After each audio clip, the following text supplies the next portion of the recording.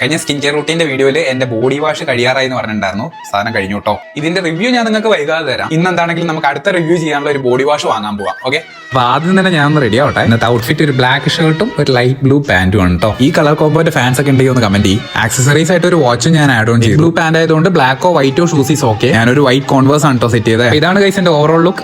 Okay ആണെന്ന് വിചാരിക്കുന്നു. ഔട്ട്ഫിറ്റിന്റെ link തരുമോ എന്ന് ചോദിക്കണ്ട. ഷർട്ട് ഞങ്ങളുടെ ബത്തേരിയുള്ള എസ്കാഡോ എന്നാണ്. പാന്റും ടൗണിലെ തന്നെ സതീഷ് ചേട്ടന്റെ കടയിൽ നിന്നാണ്. ഷൂസ് ആണെങ്കിൽ ബ്രാറ്റ് എന്നുമാണ്. അപ്പൊ നമ്മൾ പുറത്തേക്ക് ഇറങ്ങുവാണെങ്കിൽ ഏറ്റവും ഇമ്പോർട്ടന്റ് ആയിട്ടുള്ള സാധനം ഏതാണ്?